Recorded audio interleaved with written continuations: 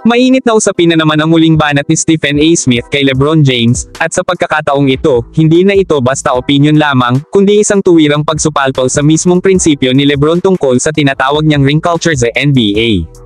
Sa kanyang podcast na Mind the Game kasama si Steve Nash, binigyang diin ni LeBron ang umano'y toxic obsession ng mga fans at media sa championship rings bilang sukatan ng isang manlalaro.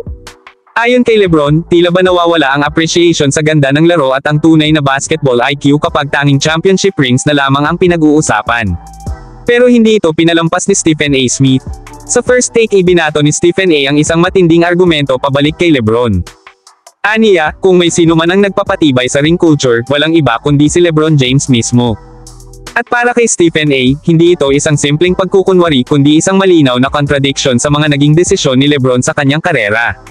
Binalikan ni Stephen A., ang 2010, ang panahon kung kailan iniwan ni LeBron ang Cleveland Cavaliers para bumuo ng super team sa Miami Heat kasama sina Dwayne Wade at Chris Bosh. Isang hakbang na, ayon sa kanya, ay ginawa ni LeBron hindi para ipakita ang ganda ng basketball, kundi para manalo ng singsing. Dagdag pa ni Stephen A., kung hindi importante kay LeBron ang championship rings, bakit niya kailangang lumikha ng The Decision, ang nationally televised announcement ng kanyang paglipat sa Miami?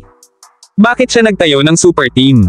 Bakit siya muling bumalik sa Cleveland, at kalaunay lumipat sa Los Angeles Lakers, isang franchise na kilala sa kasaysayan at pressure ng championship expectations?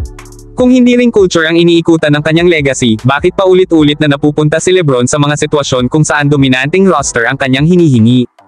Ayon kay Stephen A., malinaw na gusto ni LeBron James na kontrolado niya ang narrative, pero hindi niya maaaring baguhin ang kasaysayan.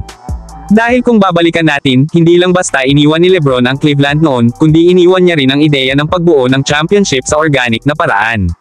Sa halip, pinili niya ang madaliang ruta, ang super team formula. At ito mismo, para kay Stephen A., ang nagpapalalim sa ring culture na ngayon ay tinutuligsa ni LeBron. Ang komentaryo ni Stephen A. ay hindi lamang tungkol kay LeBron bilang player, kundi bilang leader at influencer sa NBA. Isa si LeBron sa may pinakamalaking boses sa buong liga, at kung ano man ang sabihin niya, tiyak na may epekto ito sa kabuuang kultura ng basketball. Kaya para kay Stephen A., hindi pwedeng basta na lang maghugas kamay si LeBron at sabihing toxic ang ring culture, gayong siya mismo ang naging mukha ng lahat ng hype, pressure, at expectation pagdating sa championship legacy. Sa huli, ang mensahe ni Stephen A. ay malinaw, kung gusto ni LeBron na mabago ang pananaw ng fans at media sa ring culture, dapat magsimula ito sa kanya. At hindi sapat ang salita, dapat ito ay sinusuportahan ng aksyon at consistency. Dahil sa mata ng maraming fans at analysts, si LeBron James ay hindi lang bahagi ng ring culture, isa siya sa mga pinakamalaking dahilan kung bakit ito naging sentro ng usapin sa NBA sa nakalipas na 2 dekada. E-komento nyo na iyan sa baba at maki-join sa usapan. Huwag kalimutan i-like ang video kung nagustuhan nyo ang analysis na ito. At syempre, mag-subscribe na sa Bench Reaction PH para sa Lakers content, NBA analysis, game recap, trade rumors. At lahat ng maiinit na balita sa paligid ng liga, i-click nyo na rin ang notification bell para lagi kayong updated sa mga susunod naming uploads. Let's keep the basketball talk alive, dito lang sa Bench Reaction PH. Not true. Now, let's get to the point that you and I do agree about. If it didn't mean much or should it mean much, well then, why were you so relieved to finally have one? Why did you depart Cleveland to go to Miami and join forces with Chris Bosh and Dwayne Wade to get one? Why did you depart from there to go back to Cleveland?